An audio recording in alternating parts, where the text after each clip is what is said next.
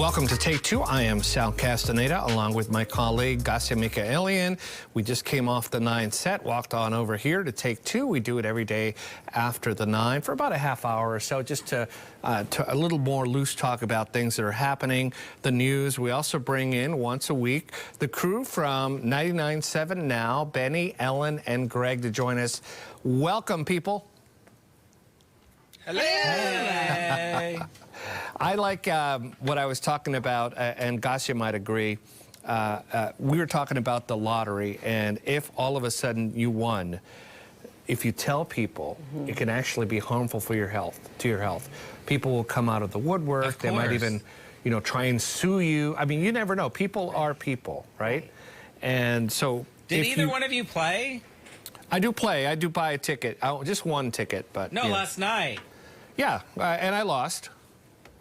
So, but, you know... I lost. Yeah, and I lost. But, you know, like, if you do win, you got to go out and get a lawyer. You got to, I mean, you have to think about this because it could, as Andre was telling us yesterday, it's led to a lot of people's downfall, right? So not to focus on the negative, and to answer your question real quick, I don't play. Not when it's humongous, not when it's decent. At least you're consistent. I do not play. I don't think I've ever played. Maybe I bought one once when I was a reporter in another state to do a stand-up, but no, I don't play.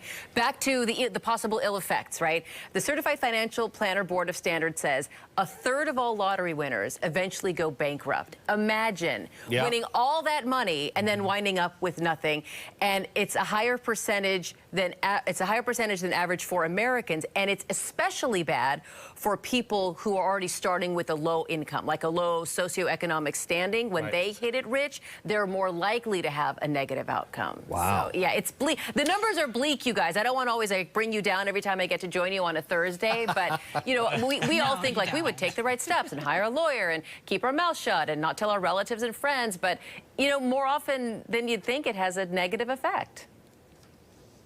I mean, I think that is true for, anyone that makes a lot of money that doesn't have experience. I mean, look at NFL players, right? Don't a vast majority of them go bankrupt after their careers? It's people who come into money quickly. They don't know. And then there's all these unsurly people who surround those people. There's a really good, a couple podcasts about NFL players who got scammed out of money by this woman who was pretending to be a financial advisor. But Gassia, you were talking about, especially in a lower income area, a man, this was like a 2020 episode last year I saw, a man won a couple $1 million in the lottery, and he was very generous because he was trying to help his family and friends.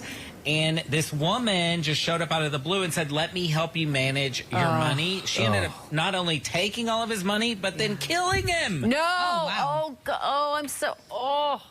Okay, so for the rest. That's, there you go. You know, we actually talked about this last night at the dinner table. I have two teenagers, and they, you know, they're so sweet. They're like, "What was the big news of the day?" And I said, "Well, this whole, you know, lottery thing, whatever." And I was actually, gold star for me, I was actually able to tie it back to their schoolwork because they just read a short story. It's called "The Pearl" by John Steinbeck. I remember The Pearl. And the story of The Pearl is that there's this, you know, this couple, and it's a fisherman and his wife, and they have a baby, and they work hard, and all they want to do is find the big pearl that's in the ocean so they can be rich and life will be easy.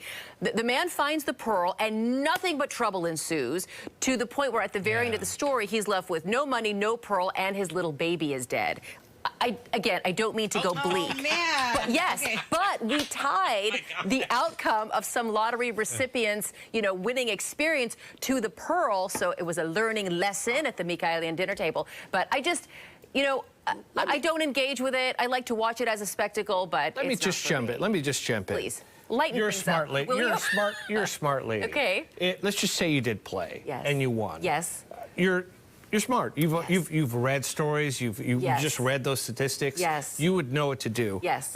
Ellen, Benny, and Greg. Benny, Ellen, and Greg. You guys are smart. You would know what to do. I guess what we're worried about are the people who just play and they don't. You're smart.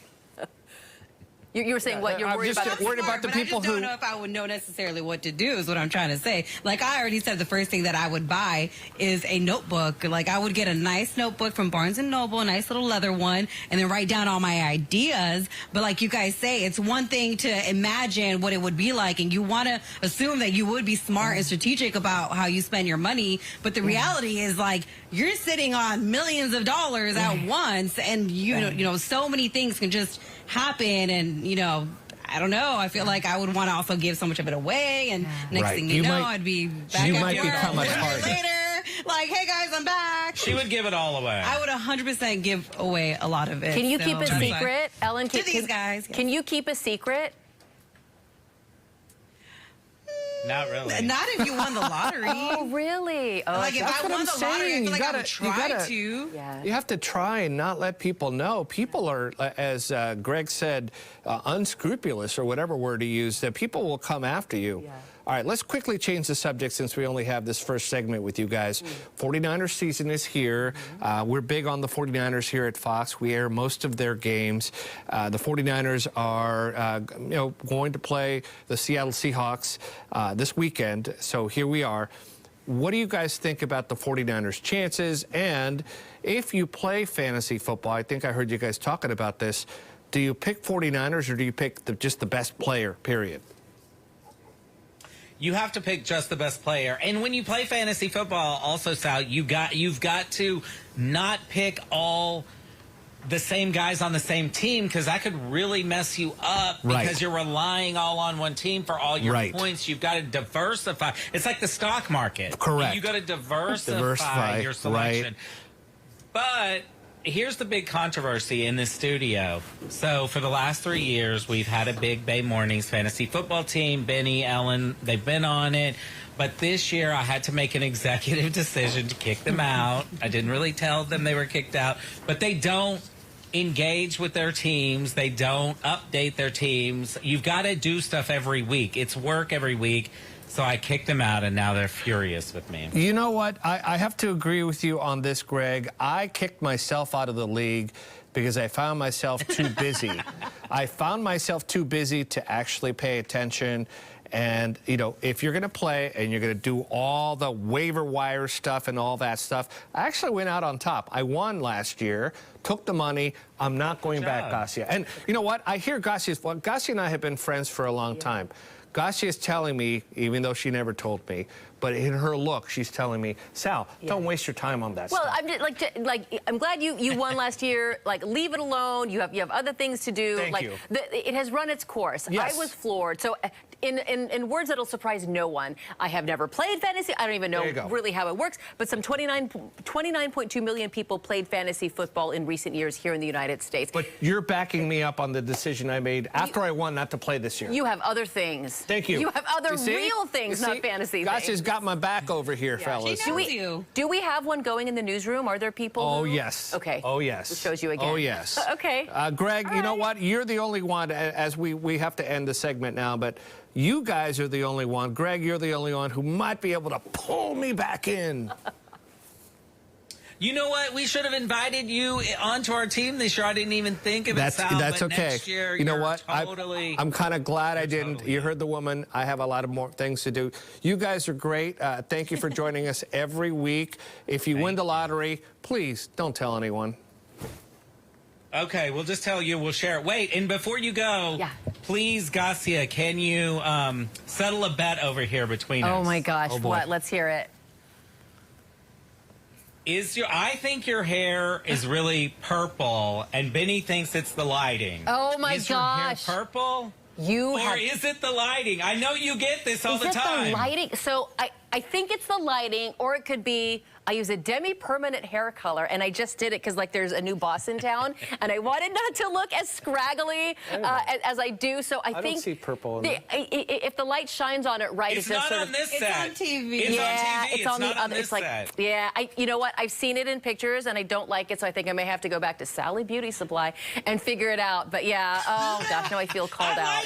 It looks gorgeous. It looks shiny. It looks healthy. They were just trying to figure out the color. You guys are so cute. It looks great. You know, on. Don't let them make you overthink that. Do you know what I thought you were going to ask? And I'll just like debunk one quick myth, and I know like we're totally running over our time.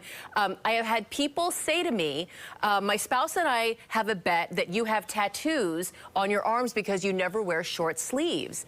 And I say, no, I don't have tattoos. I just don't like showing my upper arms. I thought that's what you were going to ask. Oh, wow. No, yes. 2 myths for the price of one. All right, as we go, I'll let you guys know my hair is gray. So is mine. Hey, there you go. All right. Thank you guys for joining us. Take Two will continue just right after this break. To stay with us.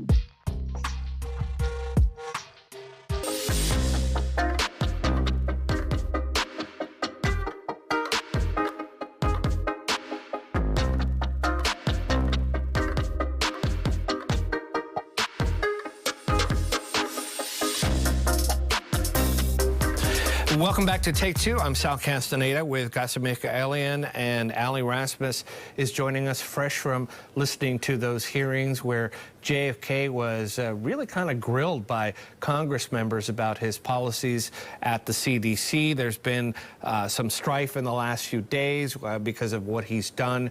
Where do we stand now? What happened this morning? Well, this was a Senate Finance Committee hearing. So interesting, it wasn't a health committee or something like that. Senate Finance Committee, and they were talking to, they had Health and Human Services Secretary Robert F. Kennedy Jr. Answer questions that they had about some of the changes at the CDC and changes with regards to federal health policy. Specifically, though, a lot of the questions had to do with vaccine policies. As we know, RFK Jr. is a longtime vaccine critic. He used to head something called the Children's Defense Fund, which is an anti-vaccine organization that used to sue, lead lawsuits for different organizations and on behalf of people who felt that they had had negative effects from having themselves or their children vaccinated. So this is the history going into it. And when he was confirmed as the Health and Human Services Secretary back earlier this year, there were some, even Republican senators who voted to confirm him, who had reservations about his anti-vax past. And so at the time, RFK Jr. pledged to them that he would not do anything at the CDC that would discourage or otherwise not allow people to get the vaccines that they choose. Well, fast forward 7 months later, and there are a lot of questions about whether he's upheld that pledge or not. And there was some of the expected grilling that you would expect to hear from Democratic senators. Obviously, partisanship is part of the game here. But what was interesting is there were there were questions from two Republican senators, pointed questions, Republican senators who also happen to be physicians themselves. So Senator Bill Cassidy of Louisiana is a physician in Louisiana, and the other senator was Senator John Barrasso, I believe. I have to look at the spelling of his name, but he's from Wyoming. And they said that they had questions about what's happened at the CDC. Most notably in the last few weeks or so, the firing of the CDC director. Technically, senators say that they approved her. They were this, Kennedy appointed her, but then the Senate confirmed her appointment. So some of the senators, including Republican senators, say that he didn't really have the authority to unilaterally fire her since they're part of the confirmation process. And why did he fire her again? Well, some of the senators say that, well, she actually wrote, this is the head of the CDC, the now former head of the CDC. She wrote an op-ed in the Wall Street Journal saying that Kennedy had asked her to pre-approve the vaccine policies of this vaccine advisory panel. There were 17 members of this vaccine advisory panel, some of whom had been there for a long time. RFK comes in as the new head of HHS. He gets rid of all of them and appoints some of his own people. And one of the things Senator Cassidy pointed out was that some of the people that Kennedy appointed to that vaccine advisory panel had ties to lawsuits brought against pharmaceutical companies over the issue of vaccines. And so he asked Kennedy point blank in the hearing, do you think this is a conflict of interest that you've brought in some people to sit on that panel to objectively look at the merits and the efficacy of vaccines, people who have been on the record in several lawsuits saying that they don't like vaccines in general? Right. And Kennedy said, no, I don't think that's a conflict of interest. So that was a point of contention. And then the other senator who spoke, I'm looking at it here, John Barrasso of Wyoming, said, quote, I support vaccines. I'm a doctor. I know vaccines work, but I have concerns, going on to say that Americans don't know who to trust now with all this tumult. I heard that at the CDC. Yep. Can I ask you to sort of bring this down to the ground level? We're at the beginning of school, kids are together, being germy. This is traditionally kind of the cold and flu season. Get your vaccines. We are coming out of 4 years of essentially, free vaccine, the free COVID vaccine for everybody. There is a different directive from the White House. Florida is considering doing away with all vaccines, even at the school level. Can you kind of bring us up to date with what's happening with, what people are getting in their arm or not? Well, a lot of what insurance companies cover in terms of vaccine coverage and whether they'll pay for it or not, from the COVID vaccine to flu vaccines, relies on what the CDC recommends. Right. So if the CDC says, oh, this vaccine is no longer recommended, or we're not recommending this vaccine or any vaccines, then people have a harder time getting the vaccine in their pharmacies, because pharmacies don't want to stock them if they seem to be controversial in any way or not approved by the federal government. And on top of that, you have a hard time getting it covered by insurance. And so that's why the politicization of vaccines, that's how it affects everyday people when they go to the doctor, they go to the pharmacy. And not to say anything about what they call herd immunity.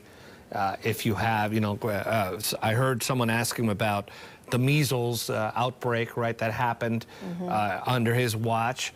So this is all changing quickly. Do you think that this pressure is going to get him to change his ways at all? This is just speculation. No, I mean, if you look at it from a political standpoint, he and the president he clearly has the support of the president.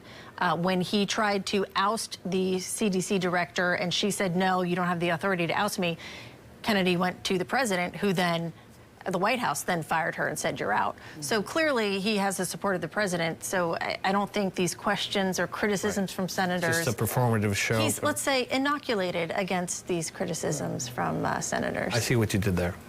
Ali Rasmus is going to keep following this story for noon, and we're going to have more on this hearing that is still going on. It just ended, but the news is continuing on this subject. We'll cover it later. We'll have more of Take Two right after this short break.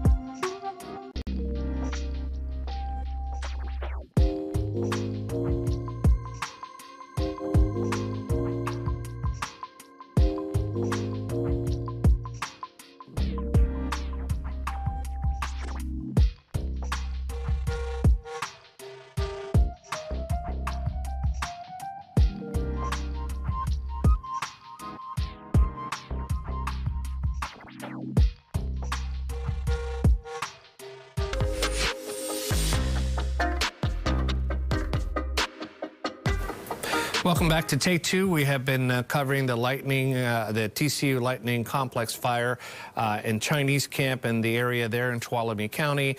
Our James Torres is joining us now on his ride home from the area. And James, you did an interview with Garcia.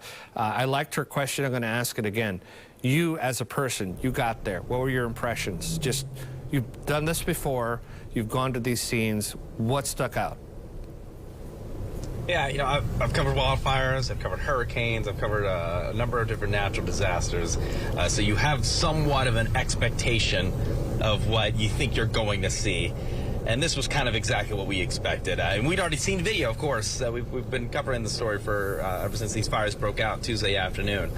And what we saw was scorched earth, buildings that had collapsed, walls that are just barely standing.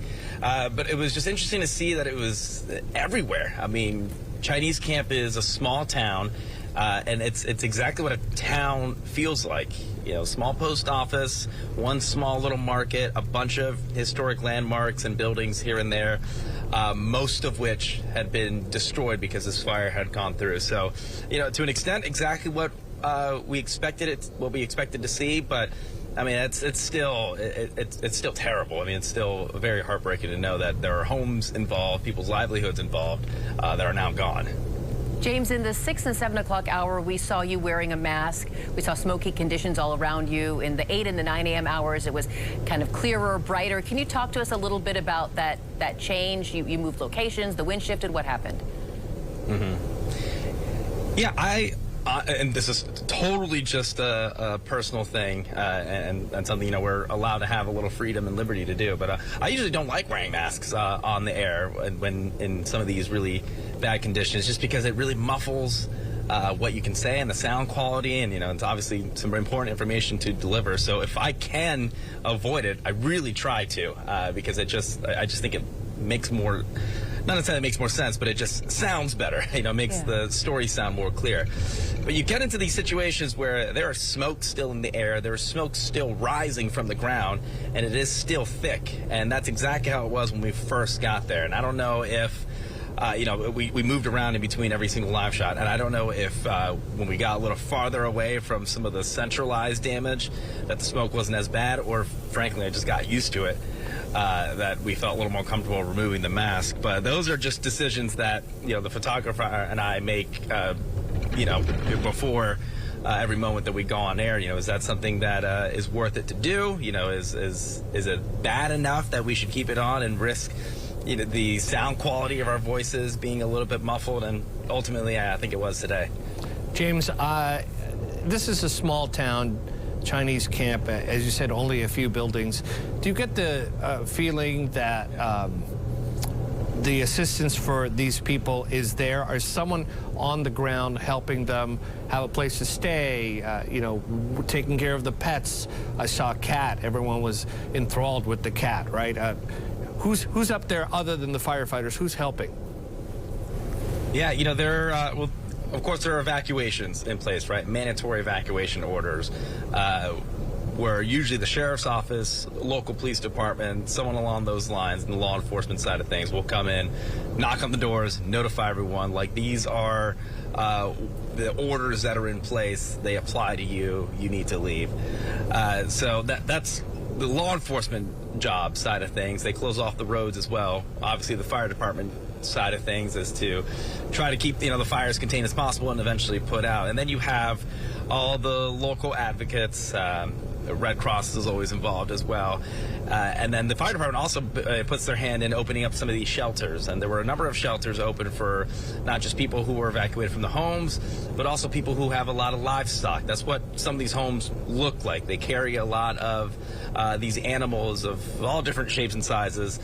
You mentioned some of the cats and the chickens that we saw that were still out there. There are people who brought their livestock over to those shelters as well, just to be in a safe place and a safe space until the fire department and law enforcement say they can go back home. All right, James, you're going to continue covering this at noon. You've been doing a good job, you and Greg. Stay safe, and I know you're headed back, but we're going to continue to follow this story. That's James Torres joining us live. All right, Gassia and I will be back on Take Two. We do it every day. It's either Andre and Gassia. It's a combination of us, and we do this every day to talk about the news in a freer fashion. Sometimes we talk about fun stories or more serious stories, but we are here every day after the 9 right here where you're watching us now. Thank you for joining us on Take Two.